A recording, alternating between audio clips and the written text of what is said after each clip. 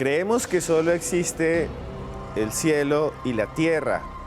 Miramos siempre a las estrellas, vamos al mar. Durante siglos, durante milenios, lo atravesaron buscando nuevas tierras. Pero tal vez la gran frontera, la frontera final, está debajo de nuestros pies. Esta noche en Más Allá vamos a contarles y mostrarles los secretos de las ciudades subterráneas.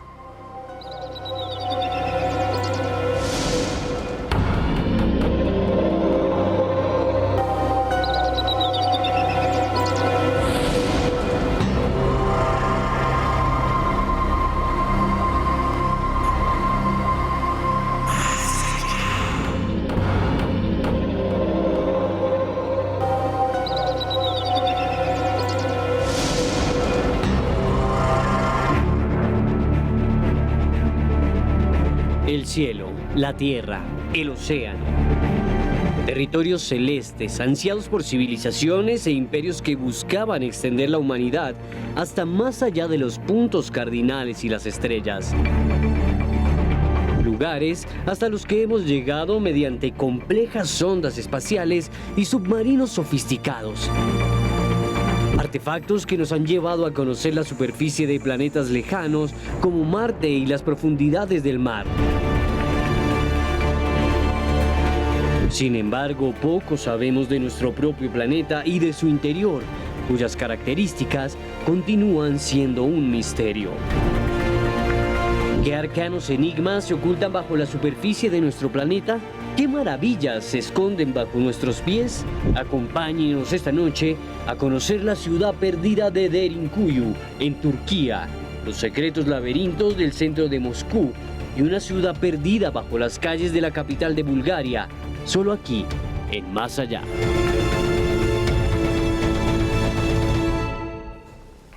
Una noche para que ustedes se comuniquen con nosotros por Twitter y una noche para hablar de las ciudades subterráneas, aquellas que están en muchos lugares del mundo y que todavía incluso son un misterio porque no sabemos quién las construyó, por qué las construyó, cuándo desaparecieron las civilizaciones y los pueblos que las hicieron y si hay más, si tal vez hay más. Y para eso tengo dos invitados que nos van a llevar abajo de la tierra. Estamos aquí con Juan Jesús Vallejo, que además las conoce muy bien porque fue hasta ellas, las investigó justo cuando se descubrieron algunas de las más importantes del mundo. Muy buenas noches, Juan Jesús. Buenas noches, Esteban, ¿cómo estás? Tremendamente feliz de estar acá otra vez en tu programa. Y efectivamente, hay mundos debajo de este mundo, y además mundos hechos por los seres humanos, y algunos no está claro ni siquiera en qué época se hicieron. Uno de los más enigmáticos, con diferencia, es el de las que podemos ver en Turquía, en Capadocia, ¿vale? Porque ni más ni menos que algo más de 1 millón de almas, 1 millón de seres humanos vivieron bajo tierra en diferentes momentos de la historia. Y no había ni un solo texto escrito sobre ellas, ¿eh? Se descubrieron porque un burro se hundió en un corral. Luego, si quieres, te lo cuento con más detalle. Bueno, y nos acompaña alguien que acaba de venir de allá, además es sociólogo, profesor universitario, Ricardo Forero. Muy buenas noches. Esteban, un enorme placer, José, un enorme placer, y a nuestros televidentes un gran saludo. Bueno, las ciudades subterráneas, realmente es un misterio, ¿no? Un poco. Claro, es un misterio su configuración, pero hay razones muy poderosas en términos militares, en términos de sobrevivencia, como espacios para protegerse del clima, ya sea los inviernos, ya sea los veranos calurosos. Hay una serie de razones importantes, pero también obviamente esta idea del submundo tiene pues una connotación simbólica muy importante. Bueno, señores, nuestro equipo preparó una nota para introducirnos debajo de la Tierra. El interior de la Tierra es uno de los misterios más grandes que afronta la ciencia. Durante años, cientos de investigadores han intentado develar sus secretos. Secretos que el arte y literatura habían interpretado de forma simbólica durante siglos. Como estos grabados de Gustave Dore, quien representaba de esta manera al infierno de Dante, el inframundo al que viajaban las almas pecadoras para sufrir tormentos eternos. Terrenos abyectos que riñen con la imaginación de Julio Verne, quien en su novela Viaje al centro de la Tierra imaginó que la Tierra estaba hueca y que en su interior vivían todavía dinosaurios. Letras que inspiraron películas como esta del año 1959.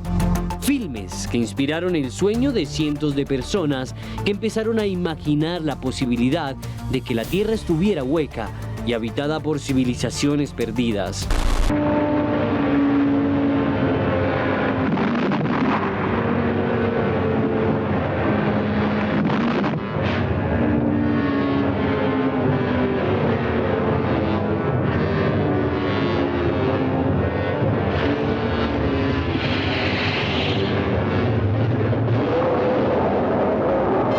Hipótesis que resultan descabelladas, pero que no riñen con el reciente descubrimiento de ciudades perdidas subterráneas como la ciudad de Dixiacheng en Pekín, China. Construida en los años 70, abarca un área de 77 kilómetros cuadrados. Incluía aulas, peluquerías, una pista de patinaje e incluso zonas para cultivar sin sol. Originalmente se construyó como un enorme refugio antiaéreo, pero en la actualidad se encuentra abandonada y habitada por personas sin hogar que rondan sus pasillos. Realmente es fantástico la idea de que la Tierra pueda estar hueca. Realmente es fantástica la idea de que civilizaciones enteras hayan vivido en el subsuelo. Y aún más, ¿qué tal si todavía están allí? Para muchas personas una fantasía, pero las ruinas, lo que quedó, lo que es real, son una realidad. ¿Por qué piensa usted, Juan Jesús, que tenemos esa obsesión por lo que está debajo? El infierno, el averno, la ciudad. No, nos obsesiona todo lo que no conocemos y lo que está debajo, lo que está muy arriba, son dos misterios y en la religión lo plantean muy bien, el cielo y el infierno, ¿no? En el caso de la ciudad de Dixiang, que es la que se acaba de ver, más de 70 kilómetros cuadrados bajo Pekín. Claro, hay que pensar que lo hicieron más de 300.000 personas durante 10 años trabajando en plena Guerra Fría. Para mí esta ciudad subterránea a día de hoy refleja el infierno nuclear, del que nos hemos salvado por ahora, ¿vale? En este caso yo creo que se ha quedado ya como un atractivo turístico, partes de ella se pueden ver. Aparte, una de las cosas que me encanta del antiguo comunismo es lo bien hecha que estaba y cómo estaban incluso todas las puertas disimuladas en comercios que no eran tal. O sea, fue algo maravilloso, ¿no? Maravilloso en el sentido de planificación, ejecución y que quedara ahí. Triste porque los seres humanos somos capaces de destruir el mundo en que vivimos, ¿no? Es que es interesante esto, una ciudad entera espejo en la tierra, ¿no? Debajo de la tierra para evitar que nos caiga la bomba nuclear. Sí, propiamente pues la construcción de esta ciudad refleja los miedos que se tenía frente a la Guerra Fría y al desastre nuclear. Pero una de las cosas interesantes es que pues gran parte de esta ciudad fue construida a mano, ¿sí? Sin recursos técnicos que tuvieran, y eso pues muestra la capacidad de movilización de recursos y la paranoia primordialmente que existía de una Guerra Fría entre dos actores del mismo bloque, como era la Unión Soviética y la China comunista. Le pregunto, porque es que me viene esta pregunta rápida. Usted dice mano de obra esclava. O sea, el gobierno comunista de China puso a sus presos prácticamente a abrir todos esos túneles. En algunos sectores se usaba, y en China es muy común que se use mano de obra de prisioneros para este tipo de labores. Que justamente la idea es que si has cometido una afrenta a la sociedad, pues construyas algo que beneficie a la misma y dé la posibilidad de construir estos espacios, que son de carácter monumental, porque tienen la capacidad de albergar a más de 1 millón de personas dentro de la ciudad de Beijing. Y eran secretos, me imagino. O sea, ni siquiera los ciudadanos, yo creo que muy pocos podían entrar si caía la bomba. Los funcionarios, los otros, los de a pie, adiós, evaporados, me imagino. Ten en cuenta, y además hay una curiosidad, como decía aquí mi compañero, que es que también esto viene de la paranoia de Mao, ya no de una guerra nuclear global con Estados Unidos, sino con la Unión Soviética, que eso es una cosa muy loca, que poca gente sabe. O sea, que entre el mismo bloque comunista pudiera haber un choque, en este caso por temas territoriales, de algunas islas que llegaran a producir una guerra entre ambas potencias. Es algo pues tremendamente sorprendente, sobre todo a día de hoy, ¿no? Donde yo creo que una guerra a día de hoy entre China y Rusia es prácticamente imposible, o por lo menos no está en la geopolítica mundial. Antiguamente sí estuvo eso en la geopolítica mundial. Sí, los chinos para eso fueron tremendamente disciplinados. Era algo total y absolutamente secreto que conocía muy poca gente. Obvio, muchos de ellos eran presos, muchos morirían allí. Nunca sabremos la cifra de los que murieron o los que no, también tenlo claro. Y a día de hoy ha quedado ya pues como un recuerdo turístico más que otra cosa. Y los chinos, por ejemplo, y los soviéticos sí tenían, usted que es sociólogo, rivalidad entre los Stalin y los Mao, entre los Trotsky y los... Sí, digamos, para verlo rápidamente, en la década de los 60 hay un rompimiento muy claro entre las relaciones entre los rusos y los chinos. Primordialmente hay una serie de factores. Uno, Mao estaba aterrado del proceso de purga que se estaba haciendo en la Rusia soviética post-Stalin, y obviamente las tensiones territoriales que tenían, porque son países vecinos, ¿no? Nunca hay que olvidar que geopolíticamente comparten una de las fronteras más largas del mundo. Entonces, para China los temas territoriales aún hoy, lo vemos ahorita en Macao, lo vemos ahorita con Hong Kong, son temas muy importantes y centrales, y obviamente uno de los temas era el liderazgo del bloque soviético. Entonces eso representaba un problema muy serio para ellos. Bueno, señores, nos vamos a comerciales. Ustedes son invitados también con el numeral Ciudades Más Allá. Escríbanos. Usted escribe qué piensa. Yo conozco una ciudad subterránea. ¿Habrá en Colombia? Cuéntenos con el numeral Ciudades Más Allá. Y ya volvemos porque esto es Más Allá. Y continuamos en Más Allá como si surgiéramos del fondo de una alcantarilla para ver el misterio. Y el misterio está en este libro que se llama Alguien tiene un secreto. Yo tengo secretos, ustedes también. Si quieren conocer los de los protagonistas de este libro, están en cualquier librería del país. Gracias a Estefanía de Penguin Random House se los puedo presentar. Alguien tiene un secreto, de Karen McManus. Y bueno, me están escribiendo un montón. Saludo rápido a Fierita83, por ahí está, hay muchísima gente, Dixon Sasha, Amelia Mato, Johnny Castañeda, Dani X, que Juan Jesús, que el gran maestro, que qué bueno volverlo a ver, que lo quieren mucho. Muchas gracias. Que lo van a seguir en @JuanG Vallejo porque lo ven como el gran padre del misterio, sus hijos. Muchas gracias. Y bueno, hay un lugar en el mundo en el que Juan Jesús fue. Se llama Derinkuyo. Derinkuyo es la gran ciudad subterránea. Conózcala a continuación.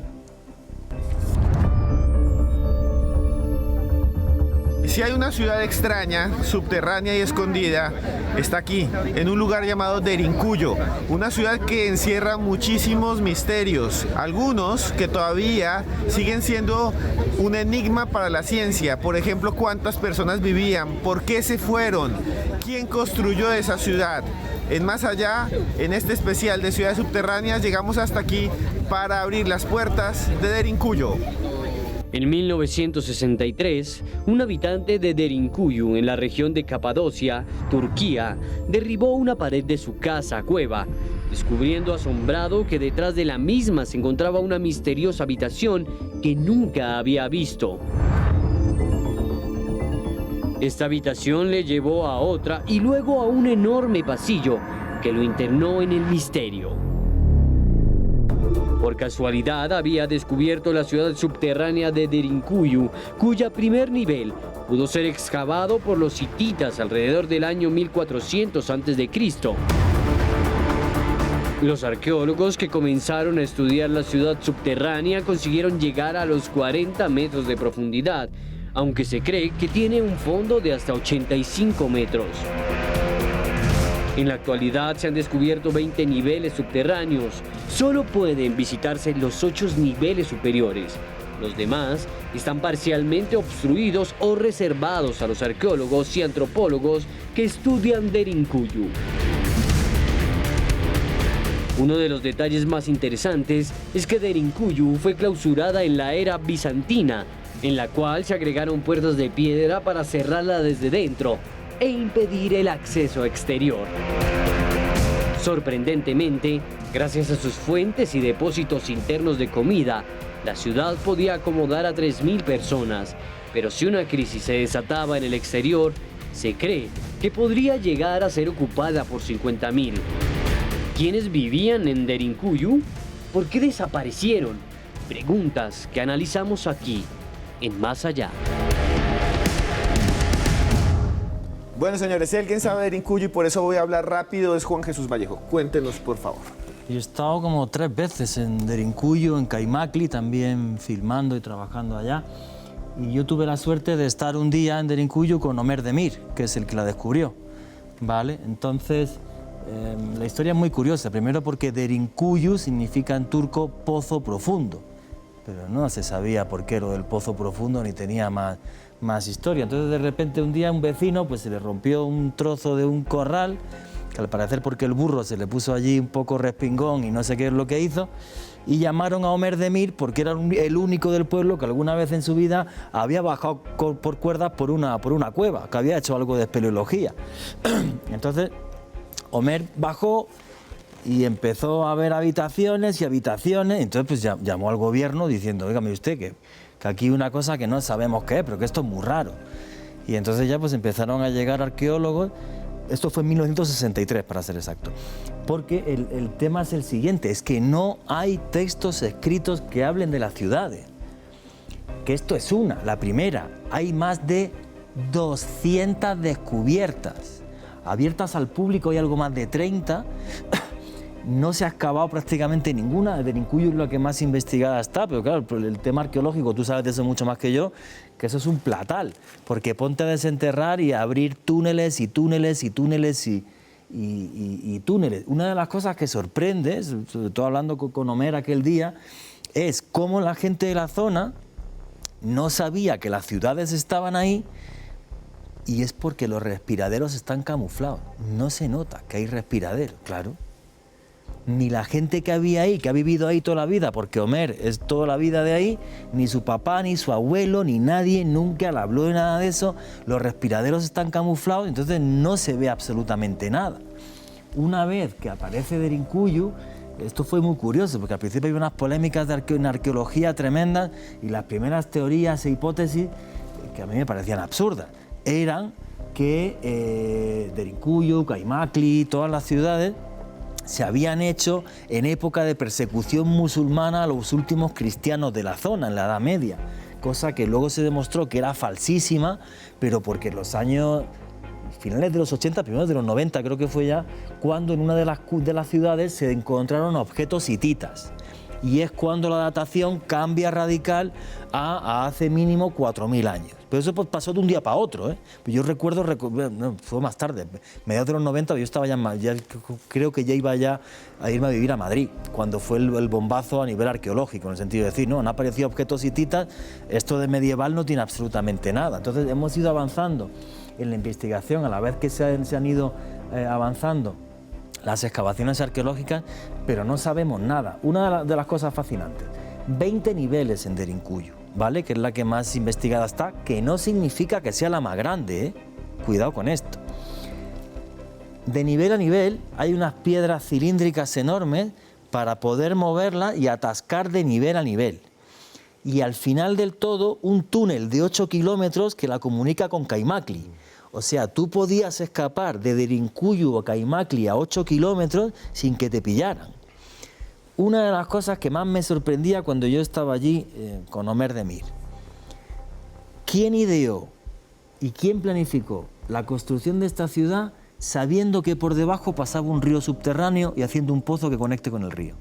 ¿Cómo sabían que había un río subterráneo ahí? No tengo ni idea.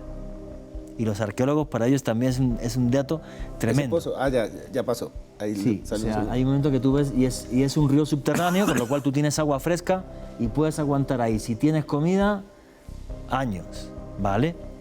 Otra de las cosas curiosas de esto, ¿dónde está la roca que extrajeron de Derinkuyu? Ese es el pozo. Ese es el pozo.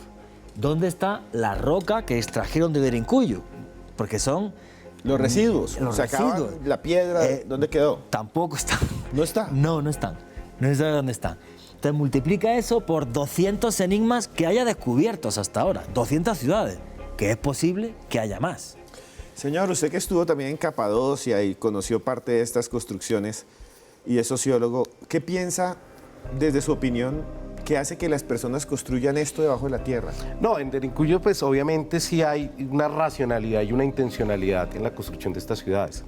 Primordialmente, esta zona de la estepa del centro de Turquía, en Capadocia, es una zona que fue habitada por múltiples pueblos y hubo muchísimas invasiones. Como decía Juan José muy bien, hay registros de los hititas, entonces pasan pueblos de lado a lado y se hacía como una fortificación de carácter militar para que las personas que vivían pudieran escapar de las constantes invasiones que se dan. Hay un dato que es muy importante: esta zona es una zona volcánica, entonces es piedra volcánica que puede ser fácilmente talada y digamos hay unas configuraciones ahí de carácter físico del tipo de piedra que permitan que se hagan este proceso. También se daba para poder aguantar los inviernos, para poder aguantar los veranos, porque ahí se mantiene la temperatura aproximadamente en 14 grados centígrados. Entonces cuando lo recorres puede estar haciendo mucho sol, pero adentro es completamente fresco. También ayudaba a poder tener animales y tener comida para pues alargar justamente O sea, su adentro de posición. estas ciudades tenían animales. Tenían animales, claro, hay animales, hay registros, cuando tú las vas recorriendo, hay registros claramente del hollín que se daba, entonces tienen cocinas, tenían la zona para tener las cabras, es una ciudad planificada completamente. Todas estas ciudades, como la que anteriormente vimos en China, pues tenían zonas en donde podían reunirse, tenían espacios colectivos en donde podían generar una vida social. Hay uno se hace unas preguntas. Primero, no sabemos qué pueblo la construyó. No. Sabemos claramente que es una sucesión de pueblos. Digamos así, no lo construyó un solo pueblo en un solo momento histórico, sino que fue construida constantemente por Pero una ¿por qué gran necesitas estos cantidad. escritos de eso? Dime. Si es una sucesión de pueblos hasta la Edad Media, ¿por qué en la Edad Media no hay absolutamente ni un texto escrito sobre eso? Tenemos también referencias en donde no usan, hay pueblos que no usan propiamente configuraciones escritas. No, Sabemos pero claramente. perdona, ahí estaba el Imperio Otomano y había un montón de pueblos que desde hace 5.000 años se escriben, ni un solo texto. Hay registros, puede haber, No, digamos, no, puede no, haber no, pueden ni haber uno. registros de Dime un carácter texto. oral, digámoslo así. Ni uno, ni oral, ni escrito. Ni uno es, ni uno. Que yo estoy con el que la descubrió, ¿eh? Ni uno. Cero. Eso es un misterio del carajo. Por eso hay gente que opina que tienen 10.000 años de antigüedad, que eso es una teoría, ¿eh? Una hipótesis. Sí. Ahora, Y aquí una cosa. el tema de pasar los inviernos y tal viene porque hace 9.000 años antes de Cristo hubo una época miniglacial, que eso es una teoría de un autor norteamericano, ¿vale? Pero textos escritos en 4.000 años que se lleva escribiendo ahí, 4.000 años, ni uno. Es más, registros orales a nivel leyenda de la ciudad, el único, el toponimio Derinkuyu Pozo Profundo, el único, si pensamos que la leyenda tal, pero de registro oral, de había ciudades subterráneas o aquí abajo tal, ni uno. Por eso el tema es, son más antiguas de lo que están diciendo, porque que no quede ni en el registro de la leyenda, que tú eres sociólogo. O sea, ni un recuerdo en la leyenda, ni uno, nada. Pero puede ser explicado justamente por la estrategia militar que tenía. Pues obviamente si tienes una necesidad de poder guardarlo, pues obviamente no va a haber ningún Era tipo algo de secreto, registro. vale. Era absolutamente secreto. Un segundito, Va a haber una ¿sabes cuánta explicación por gente ese que había lado. según la última No, estimación pues obviamente arqueológica? pueden haber más de 50.000 personas que habían dentro de la zona. 1.200.000, la última estimación del arqueólogo turco que lleva la excavación de las 200 ciudades. 1.200.000. ¿Sabes lo que es meter 1.200.000 personas debajo de tierra y que ninguno se le haya contado de padres, nietos, abuelos? Muy raro. Es Muy sorprendente rarito. porque, Muy rarito. aparte de eso de que está ahí, de que existen, los registros nos dicen nada. Y eso es el misterio. Nada. Sí, Lo no, interesante nada. es lo que podemos decir a partir de ahí. Pero eso lo vamos a decir después de comerciales, señores. Porque esto es más allá. Ya volvemos. Claro.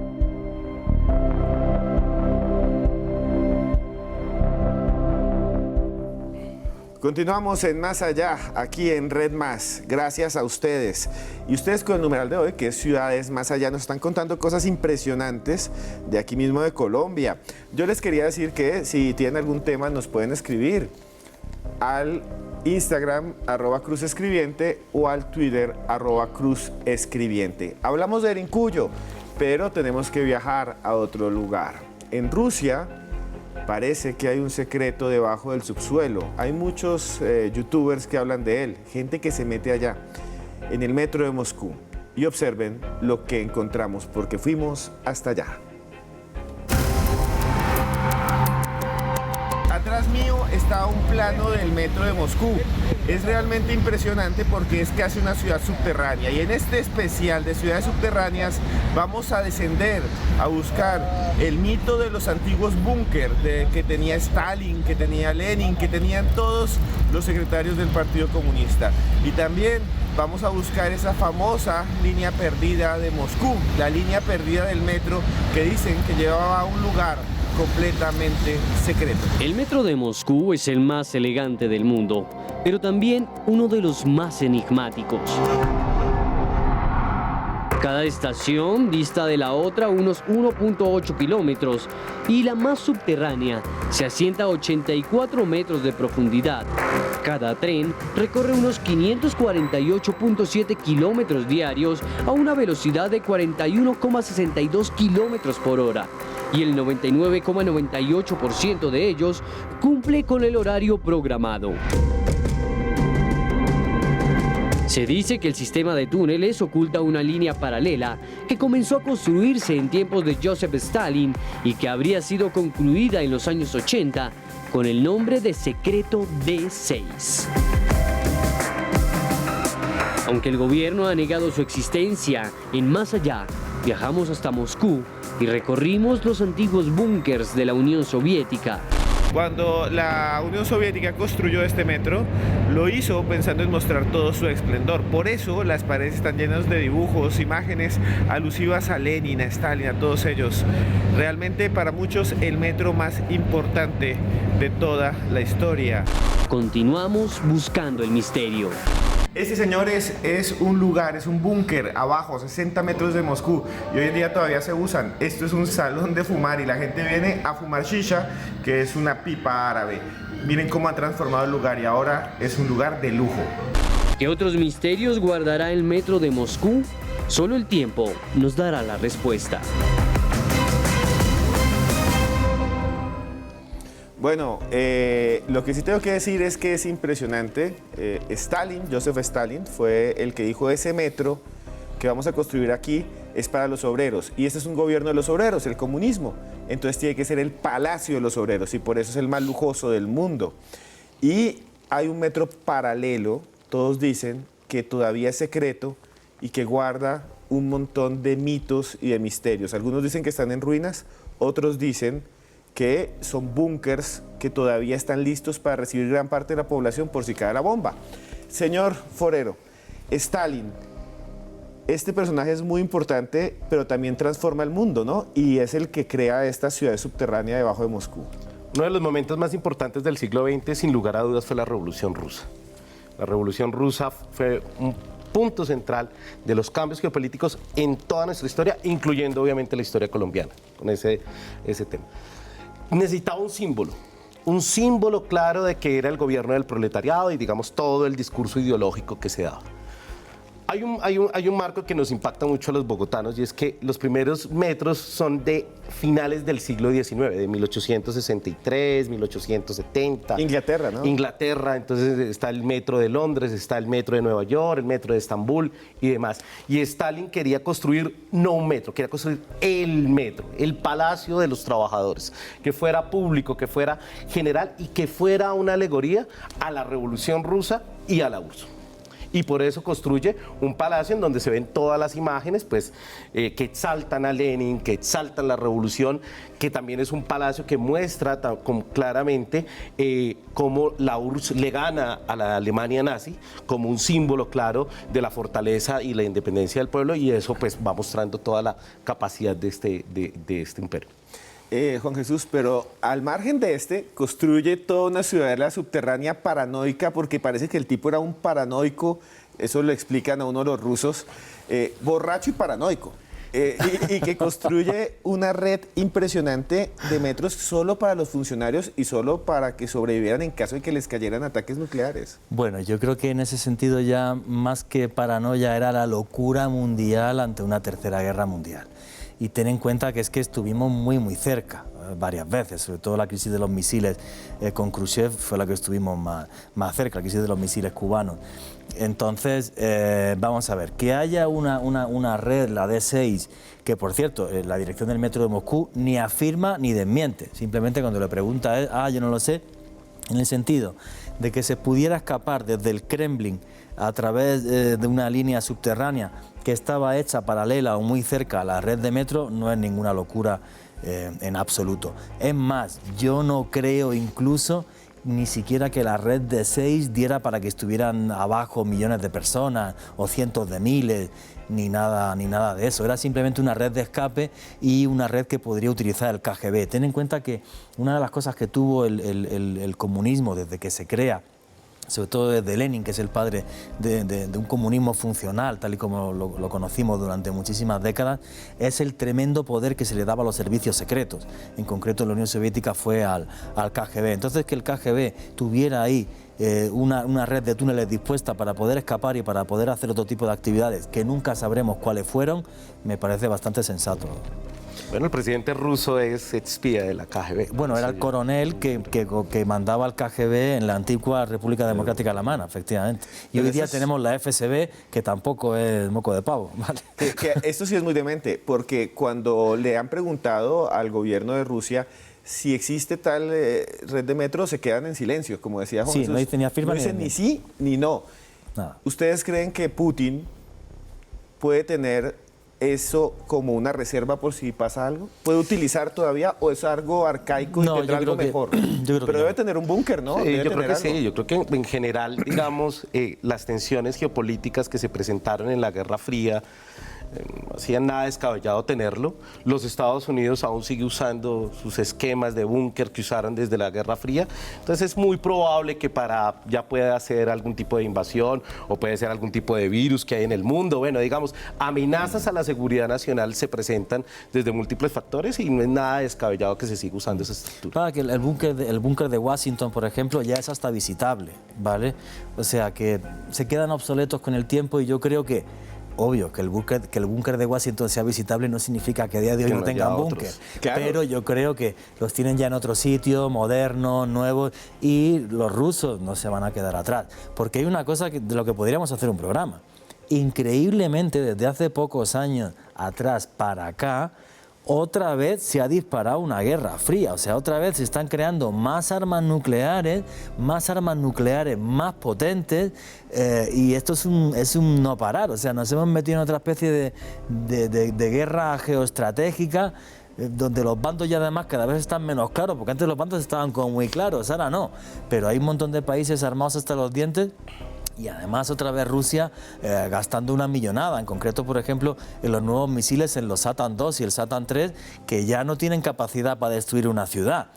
Cuando dieron la conferencia de prensa hace unos años, no, con esto se cargaban ya un estado entero de Estados Unidos. Además pusieron el ejemplo de Texas y se agarraron un cabreo que no vea. Y puso el ejemplo de un país como Francia, y a los franceses les sentó, lo del tema del Satan 2 les sentó súper bien, ¿sabes? Entonces, no, al revés, o sea, esto va evolucionando y los subterráneos y tal, seguro que se van renovando. Vean que yo cuando veo esto de los búnker y recuerdo a Erincuyo, no sé, ¿qué piensa usted? Pero tanto Erincuyo como los búnker, las ciudades subterráneas, tienen un objetivo militar de protegerse, ¿no? Sí, sin es lo duda mismo, alguna. pero siglos después, o sea, Claro, es increíble, claro, pues milenios. Cada sociedad se va ajustando a los avances técnicos y a los temas políticos que se vayan desarrollando. ¿Y eso qué plantea? Pues plantea que no solamente vamos a tener búnkers ahora, sino que en el futuro vamos a tener. Los Estados Unidos ahorita está teniendo una explosión de búnkeres privados para una gran cantidad de amenazas, desde los zombies hasta pues que haya una fragmentación del Estado que ponga en riesgo la seguridad, y la gente está construyendo este ¿Usted tipo de piensa temas. que puede, para los dos, ustedes piensan que puede haber una Derincuyo actual que nadie sepa que lleve funcionando debajo de la tierra? Sin duda alguna, yo creo que la historia nos puede mostrar que pueden haber pues otro tipo de ciudades en otros lugares del mundo y que todavía no hemos descubierto, porque pues los procesos arqueológicos todos los días nos van mostrando nuevos hallazgos, O sea, nuevas cosas. que pueda haber en este momento una civilización como la que construyó el Incuyo oculta en este momento. No. ¿No? Una civilizatorio sí, no. una civilización no. O sea, cosas distintas que grandes potencias como China, Rusia, Estados Unidos tengan un megabúnker donde quepan 5.000 personas, no creo que más tampoco, ¿eh? Donde esas 5.000 personas sean capaces de llevar, digamos, el núcleo de la nación en cuanto a seguridad, estrategia y tal, eso sí. 4 o 5.000 personas, sí. Más no, ni siquiera 50.000 o 100.000 ya implica muchísima gente. Y con las comunicaciones que tenemos, créame que eso no sería secreto para nadie. No, pero que puede haber rastros arqueológicos de ciudades subterráneas perdidas. Eso sí. Eso sí puede haber en... Bueno, perdona, una de las cosas a nivel arqueológico, en los años 90, en Longyu, en China, cuando aparece una ciudad subterránea, bueno, vamos a ver, es más loco, drenan un pozo y aparece una ciudad subterránea y han aparecido hasta ahora 22. Los últimos registros de hace pocos meses, de la última investigación, la sitúan en torno al 5.000, 5.500 antes de Cristo. 22 ciudades subterráneas, otros lo llaman cavernas subterráneas, pero que creo que tienen más de 70-80 kilómetros cuadrados, muy diferentes a Derinkuyu, ¿vale? Porque sí parece que eran ciudades no con un ámbito defensivo, sino con un ámbito ritual, que hicieran rituales ahí, pero que hasta hace muy poco ni siquiera estaba claro qué cultura las hizo. Es un enigma arqueológico, pero tremendo, ¿no? Por ejemplo, usted que estuvo hace poco en Capadocia, hay hoteles que se hacen dentro de las cuevas, ¿no? Sí, hay adaptaciones tú puedes perfectamente hospedarte en una de estas cuevas. Hay gente que todavía vive en esas cuevas como tal, como procesos. Bueno, pero no son las ciudades, son cuevas que se han hecho son cuevas, encima. son, digamos, en la zona cercana a estos escenarios arqueológicos, una de las atracciones turísticas es poderte quedar dentro de una de estas cuevas, que es un hotel, que es la casa, digamos, de uno de los habitantes, y también porque es muy importante, esto es una zona arqueológica gigantesca. Es muy, muy, muy, muy amplia. Y es muy importante, otro dato que digamos es muy importante de ver esto, es que estas ciudades subterráneas y estos escenarios siempre han tenido una vinculación simbólica. Entonces estar bajo tierra pues representa lo sumergido, lo subterráneo, el escenario de los espíritus. Entonces está rodeado de esto. Y este punto fue muy importante porque allí se empezó a consolidar el cristianismo primitivo. Cerca queda Éfeso, que es una de las ciudades en donde Pablo le escribe a estas comunidades católicas, y allí se empieza a configurar, y ahí está pues justamente la ida de varios de los discípulos de Cristo a hacer la peregrinación. Los apóstoles. Los apóstoles, claro, sí, estuvieron ahí. Bueno, señores, de los apóstoles y Stalin nos vamos a comerciales y ya volvemos porque esto es Más Allá.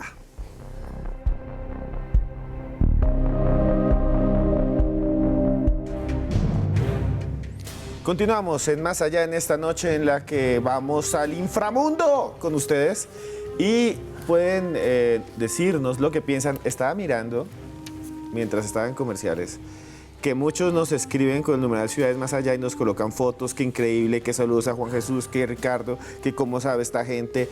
Pues si a ustedes les gustan estos temas, tienen que vernos aquí todo el tiempo, cada 8 días.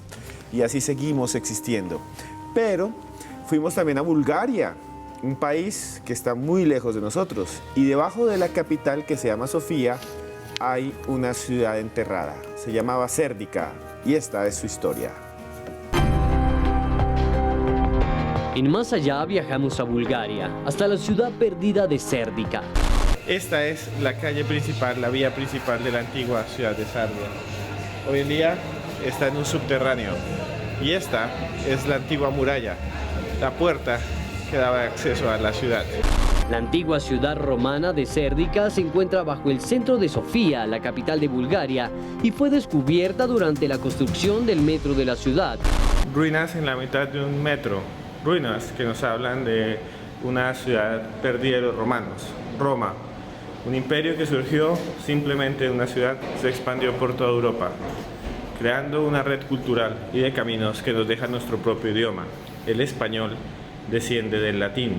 Aquí, en Sofía, Bulgaria, encontraron lo imposible. Sus ruinas perdidas por casi un milenio resumen que los imperios al final solo se transforman en despojos y que la majestuosidad puede terminar transformada en polvo y cenizas. Aquí alrededor mío son muros, como este, que fueron construidos hace ya casi 2000 años. Y lo más impresionante es que me estoy moviendo entre tumbas. Los cementerios del mundo siempre fueron las iglesias. Vamos a dar una vuelta por estas catacumbas y les voy a contar el inicio de los enterramientos romanos, que también en parte son nuestra historia.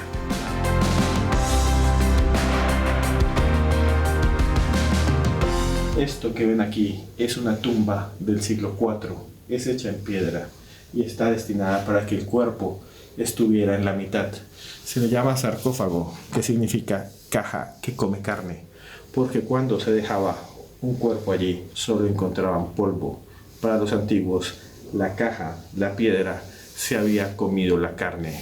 ¿Nuestras metrópolis también se transforman en ciudades perdidas? ¿Cuántas ciudades se esconden bajo nuestros pies? Tal vez nunca tengamos la respuesta. Bueno, esto es interesantísimo. Construyen el metro de Bulgaria, de Sofía, la capital, y encuentran una ciudad romana. Y lo más demente, Juan Jesús, que les quería comentar a ustedes dos, es que cuando empiezan a abrir eso, se dan cuenta que hay como unas calzadas, como habían hecho caminos los romanos de piedra, y tienen inscripciones en latín. Y dice Vía Aurelia, la vía de Aurelio, porque supuestamente un tipo muy importante, Aurelio, pasó por allí. Pero por miles de años, por 1000 años, se había perdido esa ciudad hasta que la encontraron. ¿Ustedes qué piensan? ¿Que si abriéramos debajo de las ciudades contemporáneas encontráramos otras debajo históricas perdidas? En los continentes muy antiguos como Europa, Oriente Medio, absolutamente en todas las ciudades. Yo tuve la suerte hace muchos años de estar con los arqueólogos que habían descubierto una San Juan de Acre debajo del actual Aco. Entonces habían descubierto una ciudad templaria entera. Van a tardar muchísimos años en acabar de excavarla y era muy chistoso porque tú estás en la ciudad de Aco, de Aco actual, te metes por una escalera y entras a otra ciudad, que es la ciudad que había hace 8 siglos.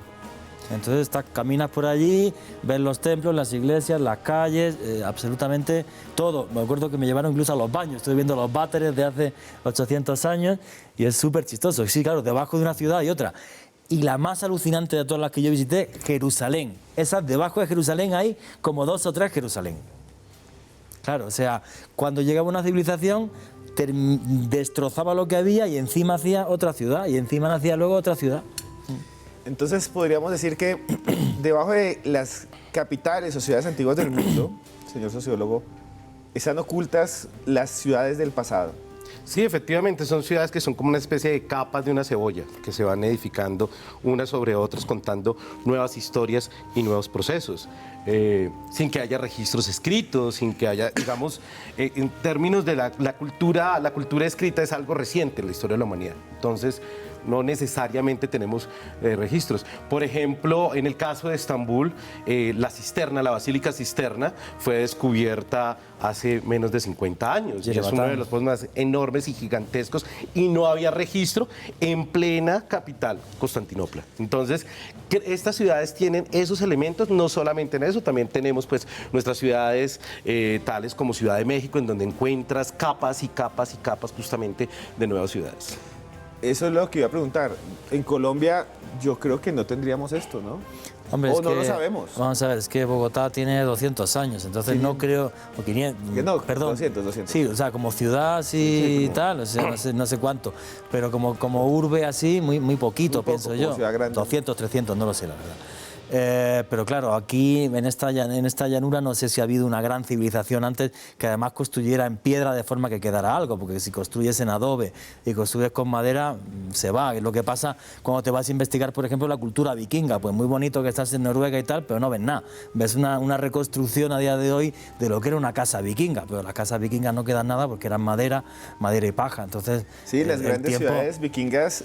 El tiempo se la come, pero cuando se construye en piedra, como es el caso que pasaba, por ejemplo, en las ciudades en Oriente Medio, o pasaba, por ejemplo, en Europa, pues los edificios principales que se hacían en piedra, pues entonces ya sí queda un registro arqueológico y sí se puede visitar.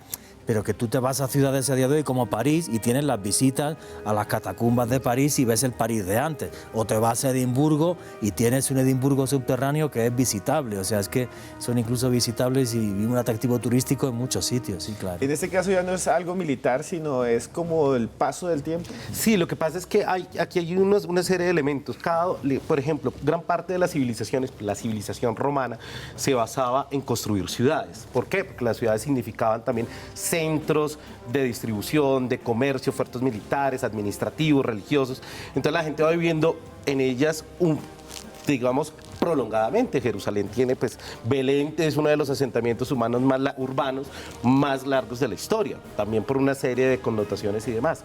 Entonces, estas ciudades están nuevamente pobladas una y otra vez, ¿y eso qué hace? Pues que hayan secretos, que hayan elementos arqueológicos que todavía aún hoy, pues, no se descubren porque, pues, obviamente es muy cara. La investigación arqueológica en campo es muy cara, hoy no hay necesidades, o se empiezan a analizar diversos factores en torno a eso. Sí, la ciudad de la que yo vengo, Granada, en España, cada vez que alguien tiene que echar una casa abajo en el Albaicín, se muere de miedo, porque sabe que al 99%, conforme vaya a hacer un cimiento, aparece restos romanos o fenicios o árabes, y entonces le paran la obra durante años hasta que los arqueólogos hacen su trabajo.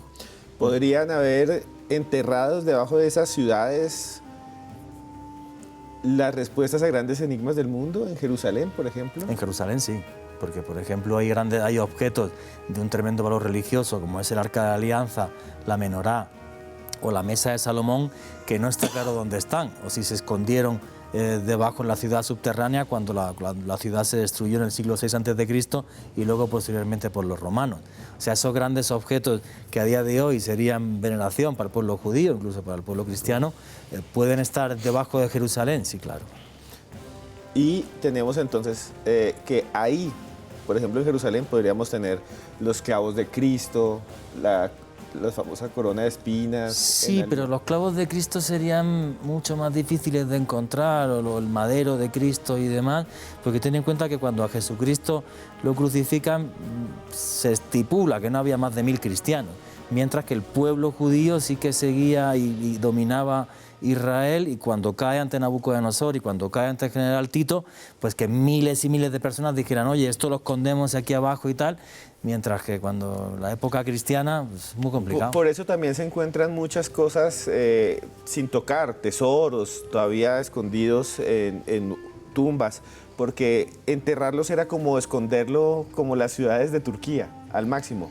Sí, efectivamente. Claro, claro. Es que esto también tiene una dimensión no solamente en términos militares, comerciales, estratégicos, sino que tiene un enorme valor simbólico.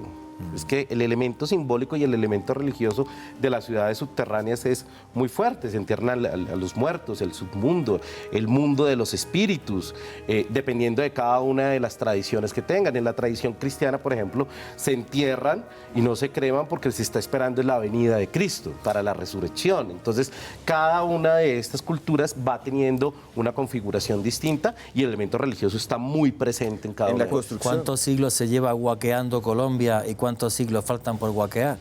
Porque se siguen sacando tumbas de forma ilegal en este país. Tú como arqueólogo lo sabes. Claro. O sea... Y nosotros tenemos en Colombia, no alcanzamos a tener la imagen acá, se me olvidó traerla, pero la pueden buscar ustedes y súbanla con el numeral Ciudades Más Allá en Twitter. Nosotros tenemos unos hipogeos en la zona de Tierra Adentro. Sí. Y es que los indígenas del Cauca antiguo abrieron la montaña, hicieron unas grandes cuevas y ahí, aquí en Colombia, llevaban a sus muertos. Pero no había ciudades de piedra, no había nada, y las tumbas sí son lo que quedó. Porque para ellos la muerte, por lo menos pensamos así, y hacer ese hueco era importantísimo.